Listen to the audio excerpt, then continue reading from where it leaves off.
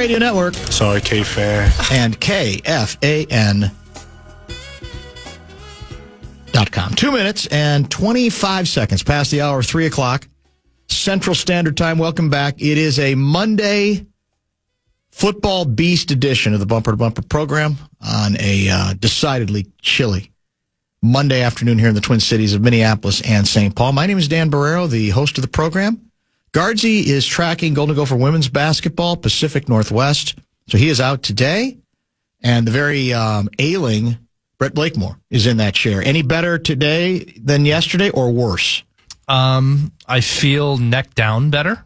That's which good. Is good because yesterday congestion you had in the chest. Is that where you felt it, or just achiness? I felt like my legs could give out at any point in time yesterday. It was bad. Head Today, not so good still though. Yeah, it feels like there's a tennis ball stuck in my nose. Yeah, that's not good. But other than that, all I ask is that you don't blow your nose on the air. I mean, if you do that during breaks if you have to, or whatever, to take care of that sort of thing. Whatever draining you have to do, try to keep it off air. Is that okay? Just for the sake of our listeners? I can handle that. That's good. Yeah. And stay in that chair and keep the glass between us. Yep, that's fine. That makes some sense. We are delighted you were along for this holiday ride today. Many of you, I think, are off. Some of you might not be. MLK Day, and we'll more on that a little bit later in the broadcast.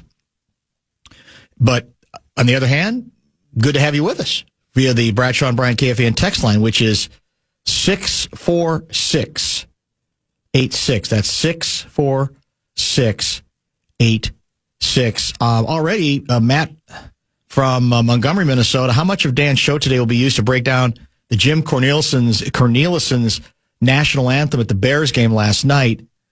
Doesn't get any better, right? It's I don't know if the name has become big enough nationally that you can appreciate what his traditions represent in Chicago and in Illinois. Obviously, Blackhawks games for a long, long time, going all the way back to, I believe, Chicago Stadium days.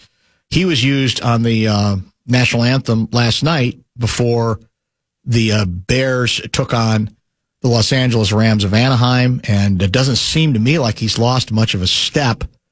Now, some in our audience may not know just how emotional and traditional his voice has been, very closely aligned with Minnesota, or I should say Chicago, Chicago area metro sports, the professional teams. But it starts, as I recall it, with the Chicago Blackhawks. But it was a stirring rendition. I think now it's because of when he does it in front of a Chicago audience, there's all that history built up. So he's got people before he sounds the first note. But it was a very impressive rendition, whether you have any sort of connection with him or not. I do indeed believe. There'll be plenty on day 2 of the divisional playoffs round. We reviewed on sermons the Saturday games. We will get into the Sunday games today. We will have 2 outstanding guests, including Jonny Athletic at the bottom of this hour. And my old buddy, my college roommate, Rick Bozich, will join at 5:30. I am an Indiana Hoosier football fan. He is a zealot. Ricky is he is absolutely committed to this bit. I'm surprised he's not there. We'll ask him why he didn't go. But he's completely absorbed by it.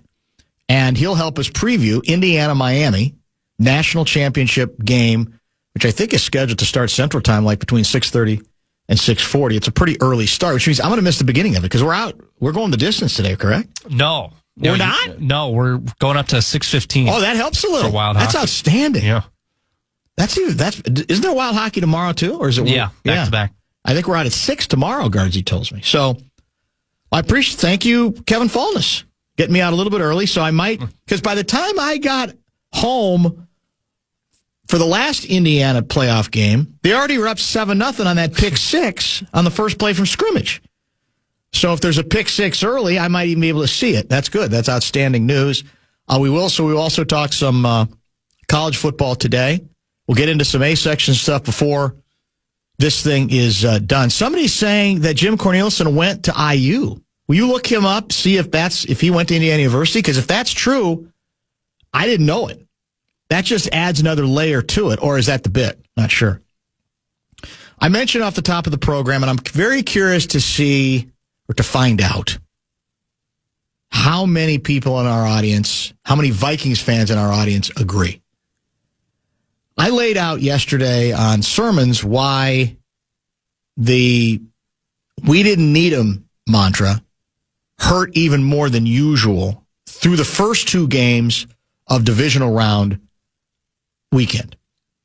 Sam Darnold's club, not asking a lot from him, but he gutted it out, and his club is playing for the NFC title game. They are the favorites. They are hosting the NFC title game. You know, he spent a minute or two here. We know going back about Aaron Rodgers' availability. We know going back about Daniel Jones. We wanted him, but we couldn't keep him. But what we didn't really spend that much time on before yesterday was the Bo Nix. We didn't need him because, let's be fair to Bo Nix, even though statistically he has not been a dominant quarterback this year, he's made a lot of big scoring. He's led his team on a lot of big scoring drives. And he did exactly that against the Buffalo Bills, notwithstanding all the controversies that are there. So remember, Nix was available when we took J.J. McCarthy.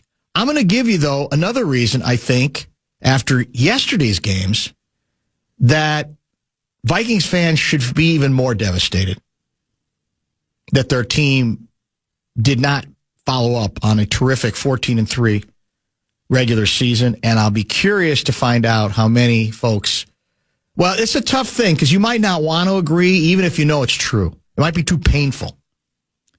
I've come away from watching the 4 games this weekend thinking to myself, my God, has there been a better season in which you might have been able to steal a Super Bowl? I didn't come away. I'll grant you, Seattle looks the closest to dominant out there. Some of that had to do with the score, but they're very good, and they do have a very good defense. But they're not even really asking Sam Darnold to do all that much right now, even before the injury, which may have some impact, the oblique strain, which apparently briefly had it in question whether he was going to play. I look at the terrain, AFC and NFC, and I go, it was wide open. You didn't need to be a heavyweight. You don't even need to have much playoff equity to maybe make a run and break through. Rams, yes, they got the job done against the Bears. They found a way to get past the cardiac Caleb shock of what he did late in that ball game, and they, planted their feet, and they made the big interception.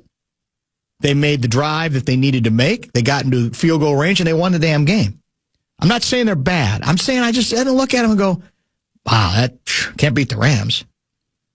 I don't even look at Seattle that way because Darnold has kind of come back to the pack. He'd have been better than, obviously, J.J. McCarthy, but that's grading on a low curve. So I say, yeah, cute club, but not much equity there. AFC side? Well, you tell me. New England's cute. Great reversal, great turnaround. How many turnovers were there in their game with Houston? Was it combined 8? It was 8 or 9. Drake May looks about as strong with the ball as Dante. Does Drake May have smaller hands than Dante Culpepper? He kept losing the ball. Now, Houston's got a great pass rush. And look, New England's on the rise, but I don't look at them now as like, can't beat New England. And Denver, great defense. But now, obviously, they're left without Bo Nix. They're starting a guy who hadn't even played in 2 years.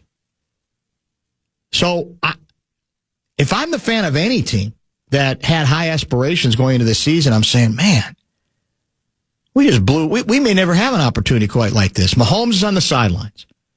Burrow is on the sidelines. Lamar Jackson's on the sidelines.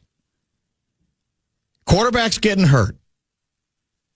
Yeah, I mean, again, Stafford has been a great quarterback through much of this season. He looked mortal yesterday. Some of that might have been the weather. He threw 3 or 4 balls up for grabs that I'm shocked the Bears didn't pick any of them off. So you know me, I'm always Pollyanna. But today I'm more Danny Downer because I just shake my head and say, man, if you had good to greatness at the quarterback position this year, you could have been as much in this thing with a chance, I really believe, to go all the way to the big dance, to the bowl, as anybody, because I don't think there's a single team that looks great to me this time around. Seattle might prove me wrong. Maybe again, their defense is so fundamentally sound and solid, a bit fearsome at times. But if your quarterback is Sam Darnold, who, again, has had 2 very good back-to-back regular seasons, really, I think a better one with us than with Seattle, but still a good one. That's nice, but I don't think anybody views Sam Darnold as unbeatable, right? So, again, last thing I want to do, maybe Vikings fans like to wallow in self-pity, so maybe they will agree with this. Maybe they will say, I got another good reason to feel sorry for myself. Because tell me what you saw if you watched these games this weekend. I didn't see anybody that blew me away. The score, I think, got a little out of hand in the Niners game. Do I think Seattle's 35 points better than San Francisco? I don't. I think it's just one of those games where it got going. They made a series of mistakes. I think if they play again tomorrow, it's probably a 5 to 6 point game, maybe even closer. We had it all in front of us. Had a chance to sneak in a year where everybody, you could say, has a right to think we can make a run. We can do something.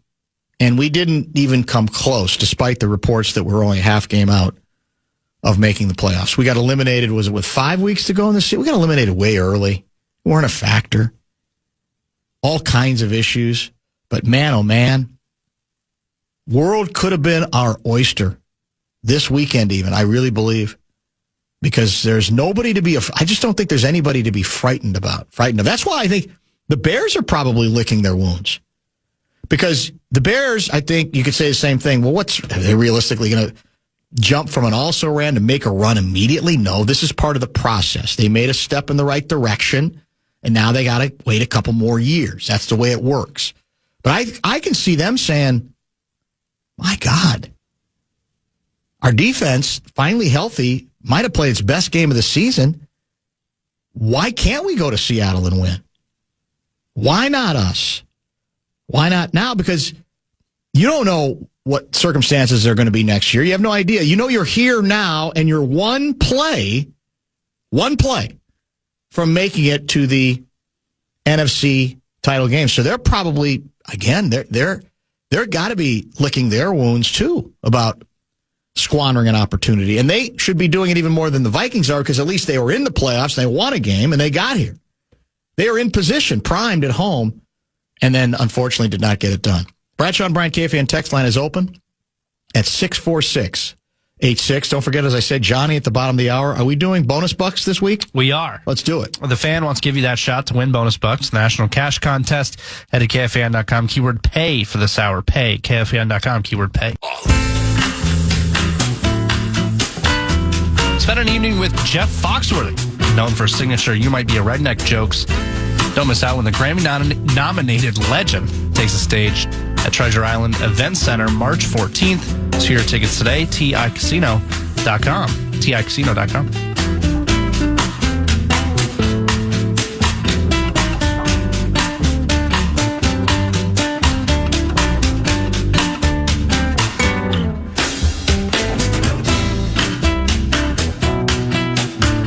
.763 guy, I agree. All I see is that the Seahawks are the only remaining squad that looks like the most complete team. However, as a Vikings fan, I'm trying to be at peace with how everything ended. It's hard to imagine Darnold or Jones staying healthy on our team with the state of our O-line at the beginning of the season. That's one of the most overrated angles from the 2025 season. I'm officially sick of it. We've gone through the stats before on how long J.J. McCarthy was holding on to the bleeping ball. So maybe it's easier to finesse what didn't happen to say, well, if we'd have gotten Tom Brady in his prime, he'd have died during the third game. So knock yourselves out if that's what you want to go with. And I'm not here to say this offensive line was great. I'm here to say that's been overdone and overcooked. You have to have a quarterback who knows how to make decisions. You also probably have to have a play caller who understands that he has to help a young quarterback have the best opportunity to succeed. First timer here, in my opinion, the playoffs this year is the year we could have won it all. We'll never know. We'll never, ever know. Yes, confirmed. Corneliuson got his master's in music from IU in 1992. My dad also had his master's in music from IU, but graduated in 1970. Great, very good school of music at Indiana University, second only to its School of Journalism. Well, it's not the School of Journalism anymore, of course. Now it's the Media School. Oh, the Media School. We'll talk to Bozich about that. We're both bitter graduates of the School of Journalism who don't necessarily like all the melding that's going on now. Hey, prediction time. Dan, I think Aaron Rodgers comes to the Vikings and reunites with Aaron Jones for 1 year. If they have a flop season, KOC is fired. Tomlin comes in from Pittsburgh to take over the reins as head coach, thus coming back to the state that put him on the map. That's second and third level thinking. 612 guy writes, I'm a 25-year-old Vikings season ticket holder. This postseason is indeed hard to watch. Average quarterback play this season gets us into the playoffs with no super teams. Watching Nix and Darnold is tough. Quarterback situation we were left with this season is GM and head coach malpractice, nothing short of complete malpractice. Agreed, every team should be kicking themselves, including Brett's Packers club. Crazy to think I'd rather have JJ over Stroud. What's your stance on the INT? Are you pro catch or pro INT? Let's remember something. Stroud, the Texans quarterback, had a transcendent rookie season, and as Tom Brady, Aikman, on the broadcast very candidly and correctly said, he's not been the same quarterback since, for whatever the reason. So if you're asking who I'd rather have, I'd still rather have Stroud on the basis of Stroud's already had one, as a rookie, great rookie season that J.J. McCarthy has never had. So you're comparing Stroud now at his worst, a game in which I think he turned the ball over himself 8 times, or J.J. McCarthy, who hasn't accomplished anything at the professional level to this point. This is an interesting reaction. Dan, you're looking out the window at other teams and wondering about the possibility of maybe stealing a Super Bowl. Now, let's try looking in the mirror. The purple is a collection of broken, injury-prone, aging, expensive free agents that we picked up from other teams recycling during a 3-year shopping spree. We can't draft. By the looks of other ex-purple players in the remaining teams, we can't evaluate or retain good players either. Yikes. This GM has set this team back 7 years. Whew. Harsh words, but some interesting points there. Dan, I sent the text below regarding Darnold to you in March. I still believe it, especially after our free agent acquisitions from last year weren't completely difference makers. This could have been our year. Darnold, Dan, I have consciously followed the team for about 45 years. During any of those seasons, if you said the team had 14 wins, should we bring the quarterback back? I think most people would say please and thank you. Last year, Darnold made a huge jump from his previous body of work. What's to say he can't make another jump to perform in the playoffs? Maybe our standards are high, which is a rare and good thing for Minnesota fans, but he was an MVP candidate through much of the year. That's also a rare thing. Love the show as always. That's from Matt.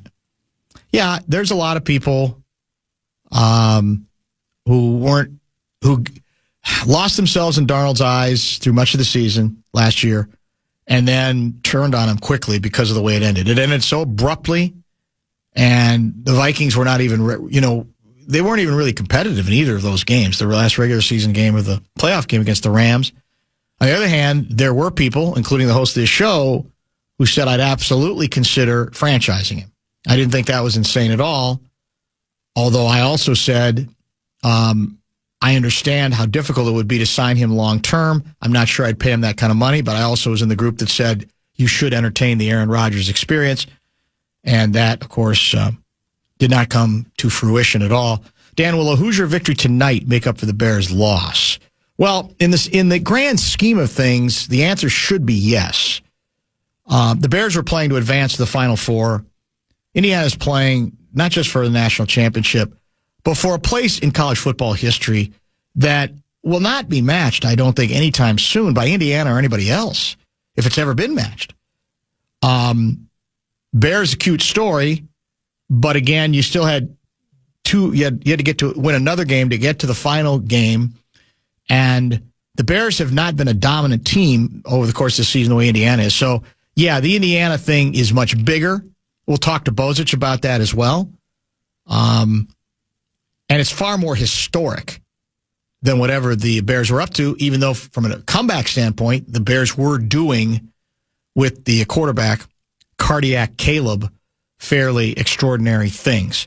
We'll save some more text because there's a bunch of them coming in, a bunch of them coming in on this controversial subject. We'll ask maybe the same question we've asked the audience of young Jonny Athletic. We'll get to some Wolves stuff with him.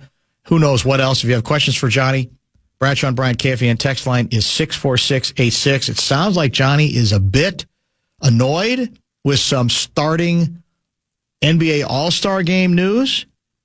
His guy, Anthony Edwards, was he snubbed or rightly not in the top five of the first half of this 2025/26 season? All that and more with Jonny Athletic when we come back. It's time for Jonny Athletic, Jonny Athletic, Jonny Athletic. And he's on with Dan Barreiro right now. RBC Wealth Management brings us Jonny Athletic each and every week. And I'm looking at, two tweets. One is from Shams naming the 2026 West NBA All-Star starters. Luka, Shea, Steph Curry, Joker, and Wembanyama.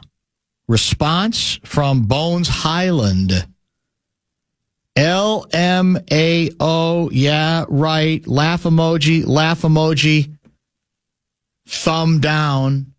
Do you echo, Jonny Athletic, the Bones Highland reaction to Anthony Edwards not being named an NBA West All-Star starter? Yeah, I mean, I won't say it's laughable, Dan, because Wembanyama's been amazing. Steph Curry is incredible, and he's, one of the absolute legends. And so to say that, Ant has to play second fiddle to those guys is not a crime against humanity, but I will say I do think he deserved to be a starter. He's been better than Steph Curry this season alone. He's just been a better player, no question. He's been a great player. Wembanyama's come off the bench. He's been injured a little bit more than Ant has. And so you could give Ant the edge over Wemby as well. Truthfully speaking, Ant's been better than Luka Doncic all for most of this season as well. But Luka's on the Lakers, and he's going to get the fan vote that really puts him over the top. So, all five starters are incredible, and there are great cases for them. But I do think that Anthony Edwards deserved to be in that starting five with the season that he has had, with the responsibility that he's taken as a point guard, with the clutch shot making. There's certainly a great argument for him to be in there. Given the fact that there is, as you well know, no purity about this project, right? Because it's voting is part of it. Is it worth getting all that bent out of shape over it? I mean, probably not. I mean, especially when you look at who got picked. I mean, Wembanyama, essentially what it comes down to, Dan, is Wembanyama won the fan voting over Anthony Edwards by 4,500 votes in a contest where there are millions of votes cast. So it's a tiny, tiny margin, but he finished above Edwards there. And in the way that it's broken down, fan voting is weighted for 50% of the choice, and then player and media voting are each get 25%, and Ant, won those. So, it's so close. Like, I just, I don't think it's something to panic over or cry over or anything like that. I think I would understand if Ant is disappointed. I would understand if the Timberwolves are a little upset over their guy because of how good he's been. But you got picked, Steph Curry, one of the greatest players ever, got picked over you. He's having a great year. And Wemby is a phenomenon, and he's having a great year. And so I don't think Ant personally will get too upset with it, honestly, Dan. But I do think that people around him and the Wolves in general will be upset, and that's okay. That's part of this. There's going to be these debates. There's going to be, kind of this stuff, and you stump for your guy, and I don't think there's anything wrong with that. He had, was it 26 in the fourth quarter against San Antonio, Davey?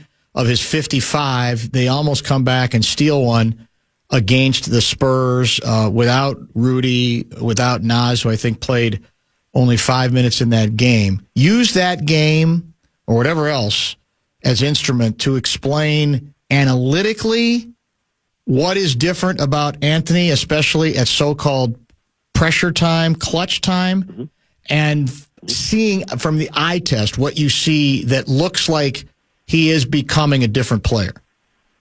Yeah, so I actually been working on a story about this, Dan, so I have the numbers right in front Excellent. of me. And so let's just look in his first 5 seasons in the league. Ant in the restricted area right near the rim was shooting 64% from the field. Today, this season, 72%. First 5 seasons in the league, 50% on drives to the basket. Today, 60%. Clutch time scoring, which last year was a real problem for Anthony Edwards for much of the season. Last year, he shot 42% in clutch time scenarios for the Timberwolves. This year, 72%. And this is not like a small sample size anymore, Dan. Like, he is constantly in these scenarios, and he's getting the bulk of the shots, and he's making ridiculous shot after ridiculous shot. And so he looked at last season what he needed to improve on, and his 2 main things were finishing at the rim and then making better decisions in crunch time scenarios. And he has done that in spades through the first half of this season. All of the work that he has put in the summertime with assistant coach Chris Hines, with the entire development staff, and just him identifying those weaknesses and then turning them not into just like okay parts of his game, but massive strengths. It just shows the huge step forward that he's made. And finally, Dan, just that decision-making component with the ball in his hands more as the point guard of this team, he is more reliable. So he is a much better player in so many facets than he was last year, and that's a credit to the work that he's put into it. Jeff in Monticello has a theory. I want to run it by you. Maybe these voting results are the result of him admitting that he does not work hard every night and offers smug comments when asked. Maybe this doesn't sit well with Minnesota voters, and here is the result. That's Jeff in Monticello. What do you think? Man, I don't know about that. Does he ever admit that he doesn't work hard? I mean, certainly he's said that there are games that he plays in the season when he doesn't have it or when he's not focused. That's true. But he is, talk to any Timberwolves player, coach, he's one of the very, very hardest workers on the team. He puts more work into his game individually in practices and all summer long than pretty much anyone else on the roster. If you want to ding him, Dan, I would say ding him more on what he has shown in the All-Star games. When he's shown up there the last 3 years, he shows no interest in playing. He doesn't want to be competitive. He doesn't want to do any of that. And if that turns you off, great. Like I can say, yes, that's a good argument to make about Anthony Edwards, is that he just does not want to be in that game, and he doesn't really take it seriously like many of the other players. But in terms of the day-to-day, what he brings, there's going to be games here or there where he's not in it and he doesn't play well, but he's been remarkably consistent for much of this season. Your theory is far more believable than Jeff's. I dare say, I think there's a decent chance Jeff barely or rarely watches Anthony Edwards work. I could be wrong. And Jeff, if you're watching every minute of every game, God bless you, and I'll back up. I just have a feeling you're dealing with some emotions and just you've drawn some conclusions on the basis of a couple of offhanded comments you didn't like. I don't know how you come away. He's not the perfect player. He's had to get better. He still could get better. I don't know how you come away saying that among the things that bug you about Anthony Edwards is that, man, he just kind of seems to mail it in so much of the time. I don't know what you're watching. I have no idea, but it's not the Timberwolves and it's not the NBA, other than if you just have you're one of those individuals who decides to profile NBA players. Yeah. Makes absolutely, it's ridiculous. Makes absolutely no sense to me. I hope for Jeff's sake, Dan, that he isn't watching, because if he is watching and that's what he pulls out of it, then he's got much bigger problems than whatever he's dealing with right now, which I think are probably significant in and of themselves. There's no question. By the way, you mentioned the 72% clutch time. Two things. One, define clutch time in that statistical term, and how far ahead is he of even who's second, third, or fourth in that percentage? Yeah, so clutch time is defined in the NBA stats by if the game is plus or minus 5 points in the final 4 minutes or 5 minutes of the fourth quarter and overtime. Okay. So that all fits in with that. And so it's a good portion of the game, which means, it's not just the final 2 minutes or something, which is notable. I don't have the other list in front of me, but I do know that I think, like, if you look at the next best one, if I remember right, was like at, I want to say, under 60% for field goals from when you talk about main guys who are taking the bulk of the shots. And so it's like astronomically higher than anyone else. If you were to graph it, Ant would be up in the top right corner, barely visible on the screen, whereas everyone else is much more clustered toward the middle of the graph. It's like it is an enormous gap between Anthony Edwards and the rest of the field. All right, so help me. A texter has brought this up, and I think I'm now confused too. Are we not doing... So when we say, here's the 2026 West NBA All-Star starters, I thought we were separating the teams, U.S. versus the world. So how does this factor into that? Right. So you're right, and the texter is right. This year, which is, I don't really agree with it, but it's like a round-robin tournament with the U.S. and the world teams, and they're going to be mixed and matched, and they're going to play each other, and I think it's going to be a ridiculous kind of thing to try and salvage the game, but it doesn't work anyway. But anyways, the starters are just announced West and East because that's how you can vote for the two teams. Like, there's just no way to, like, make the voting easier to say, well, you got to have the international players, and you got to have then you got to have the American players, and then you got to have the young players who are also going to get a crack at this thing. So it's all a matter of convenience in terms of voting and organization. But once they get to Los Angeles for the All-Star game, they are going to break these teams up. It's not going to be West and East anymore. So confusing. And so it's the moral of the story, you and I have talked about this before. If you have to work this hard to try to save the thing, maybe it's not worth saving. I don't know. We'll see. Maybe out my head will be turned this year. I'm not sure. Let's get to the playoffs. Jonny Athletic is joining us.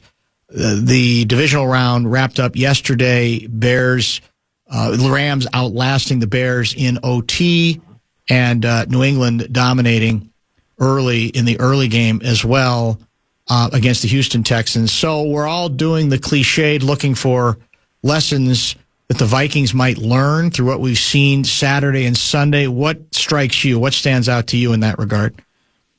Yeah, I mean, I was trying to think about that a little bit, Dan, in terms of what the Vikings can take away from this. And I'm honestly a little bit at a loss in terms of directly applying it to them, because the field, I think, is very uninspiring. Yes. Like, I don't think that there is a one team that you look at here in this Final Four. I don't think there was one team in this entire weekend of the Final Eight that you said, oh, they're doing it the right way. They have the blueprint all figured out. It just seems like all of these teams, whether they have injuries, whether their quarterbacks are good or not, whether their defenses are great or not, they just are sort of surviving and advancing.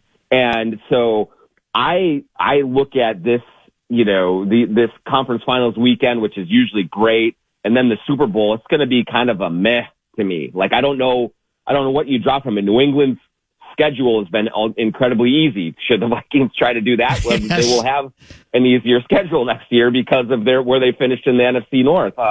Maybe that'll be the key. But yeah, like all these teams are just kind of like, yeah, they're good, but I look at them and I'm just like, I don't know that there's any blueprint to follow or to try and mimic and say, we need to do it like these guys because they've got it all figured out.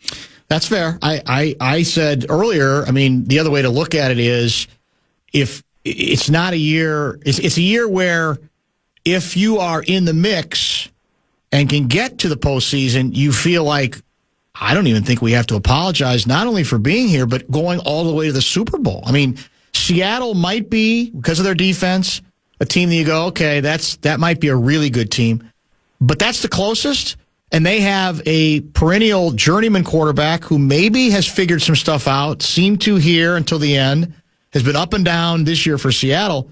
That, to me, would be the frustrating part of a Vikings fan. Say, God, if you could have found a way to piece it together after 14-3 with some semblance of competence at the quarterback position, there ain't nobody to be afraid of in this entire field, NFC or AFC.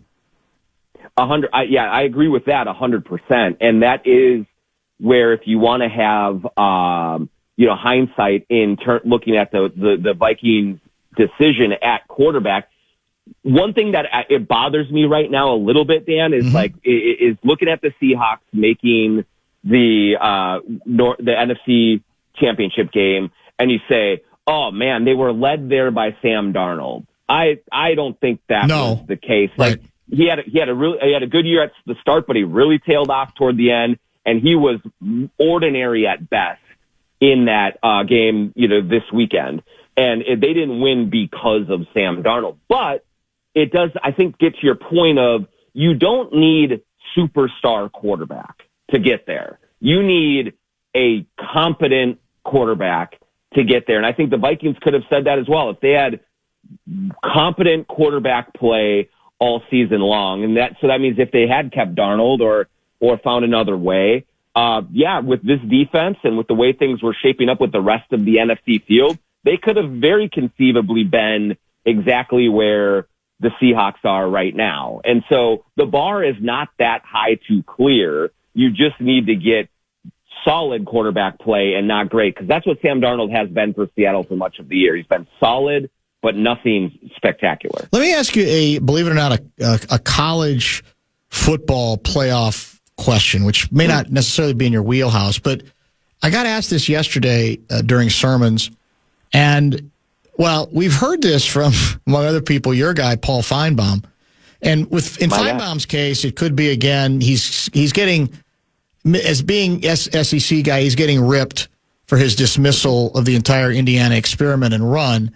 And that part of the reason he is saying, well, people are going to think about this game for like a minute and a half. It's his way to continue to tweak those individuals. On the other hand, I've heard other people say, when you wedge this game in the day after the division, in this case, this week, at least division, NFC, or I should say NFC and AFC division playoff round, it does get lost, and you're better off playing this game, finding a way to work out the schedule to play this game, maybe the Monday in between NFC title and AFC title game weekend, next weekend, and the Super Bowl. Do you buy any of that, or do you think, well, no, it is what it is. The people who are interested in it, they're gonna get into it, and there's not that much you can do, trigger or moving the schedule around. What do you think? It's hard, Dan, because it's just a reality of life that the NFL dominates the sports ecosystem, especially on television, especially in January and early February as the playoffs go, because I don't necessarily like moving it back to in between, conference championship and Super Bowl. That's a long time. Like now you're talking about, college football players not playing, since the end of November in their conference championship games. And that's like 2 months or more until you get to that time. You can put the playoffs in there as well, but it's just so long to be dragging that out. And if you were to try to move it up a few weeks, you're still running into the heart of the NFL playoffs where there are, there's a bunch of games on these weekends that are just kind of taking up all of the airspace and not just one or two. So I don't necessarily like where it is right now, but I don't know what the solution would be that would automatically fix it. Because I would just worry about, it does get lost right now, but it's going to get really lost and forgotten about if you have to wait another 2 weeks for this thing to go on. I think that's too long. Are we doomed to watch history repeat itself for what would I think be the third time as it relates to the Minnesota Vikings coaching staff? And that is Brian Flores getting a head coaching job this time around, because I think he's moving up as a finalist for at least one of the positions, and going on to greatness that we don't enjoy here, a la Tony Dungy back in the day and Mike Tomlin as well. Is our nightmare about to recur for the third time? I mean, it's certainly possible. When you look at what Brian Flores, I would say this, Dan. If Brian Flores has truly evolved from the coach that he was in Miami, and if he's learned some things from Kevin O'Connell, if he's a little bit kind of humbled the second time around, if he has maybe a little bit more interpersonal skills that are mixed in with the hard driving, hard pushing type of approach, it's entirely possible that he goes to, another team, to another situation and wins at a really high level, ideally or probably in the first 2 to 3 years of having that job, before, people get a little bit burned out on him. I mean, that's in play for sure. What I would be concerned about if I were hiring Brian Flores is, has he really learned from some of the mistakes that he made and the way that he did alienate some of his players and some of the organization on this way out in Miami? And is he going to change his approach even a little bit? Because there's no question he's an amazing coach, X's and O's. He gets the most out of players that he is coaching. Those are great, great traits. But when you are the head coach, you have to lead the whole team. And that's going to be the thing that I think everyone would watch with Brian Flores. But I wouldn't rule it out that he goes and wins a Super Bowl somewhere at all. No, that's not reassuring too. Now, there are Vikings fans, what they want. They say, I'm not saying, KOC is worthy of being dismissed, but why don't we trade him? We trade him for a couple of draft choices, and then we move B-Flow up, and everybody wins.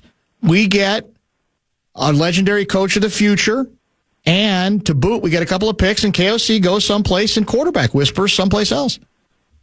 I mean, that would be really interesting, wouldn't it? Hell of a story. That to me, though, Dan, feels a little bit like you always love the backup quarterback until you actually have him in the spot. And I think KOC has done enough to keep going here and get another chance. Yes, he has a lot to prove still, but there's been enough. He's won enough at this level. You say, all right, let's stay with it. See if you can help him out a little bit and go forward. So I wouldn't do that necessarily if it was me, but I can understand Vikings fans out there being a little restless after this season and being a little nervous that they're letting Tomlin or Dungy leave and he's going to go on to great heights somewhere else. Clayton from Rochester has a question that is for you to answer. As we enter the abyss, Johnny may need something other than the Wolves to think about. Would he rather do an in-studio Beyond the Pond visit or attend a Winter Twins Caravan event? Oh man, I would rather do on the pond, Beyond the Pond, It's a shorter drive because usually those caravan events are a long ways away. Yeah. And on a Saturday morning, gosh, a Saturday morning, am I going to burn that by, coming in there? But I think that I could make the most out of that. I could ruffle some feathers. I could get the hockey intelligentsia all riled up and then walk out of there with a smile on my face and hope that they aren't coming after me, in real life. But that would be the more entertaining of the two, because I can't imagine that there's much to get excited about on the Twins caravan other than this new guy that they just signed unexpectedly. The catcher, yeah. Your key card still works. Your open invitation. I've never gotten a key card. I should be offended by that. So, well, why should you have a key card? You come in like once a year. If that, I've been with the fan for like 20 years. That's true. Now. What does it take? Well, what it takes is a little bit more. Glenn Mason has been in this studio probably 500 times. You have been here 4 times. Well, that's the box, I guess. Yeah, I think he's been at the State Fair. No, you're there every year at the fair. That's right. It's Seaford who doesn't come at all. Seaford has started boycotting the fair. Yeah. Well, but here's the ultimate test this year. His guy, who's the goofball singer? Weird Al. Weird Al. I think isn't he performing? I think he's on the State Fair for the upcoming State Fair. So that's going to be the ultimate test for Seaford about boycotting the State Fair. See, but I would say to you, Dan, if I would be more insulted if he shows up to your show on the day of Weird Al because his hero is at the fair. That's not even that's not even noble on his part. That's a fair point. He was coming there regardless, but that's what it takes for him to get there, and then you're like the side dish to his experience there. I would say no. I would tell him no. We're not going to have you on that day if he offers. Yeah, you might be right. Jonny, have a terrific week. We will chat next week. Thank you. All right, thanks, Dan. RBC Wealth Management sponsors Jonny Athletic here on The Fan. Let's make this the top of the hour pause. Lots of leftover texts to get to. More on the playoff weekend. Much to cover there. We'll get into some other toy department subjects as well. Rick Bozich is going to join us at 5:30 to help us preview the National College Football Championship game that, yes, does involve Indiana University. We were once college roommates. We once shared an apartment across the street from Memorial Stadium. And I look back to then, and I think when I do like an association, well, what do you think of from back then about Memorial Stadium? Basically, it was, if you're, kind of running, if you're a runner, it's kind of a cool thing to run around. Had nothing to do with the football. We didn't think of it as a football stadium. We just thought about it as a convenient spot where if you wanted to get some jogging in, you could just run around the thing. It was all set up very nicely. Things have certainly changed.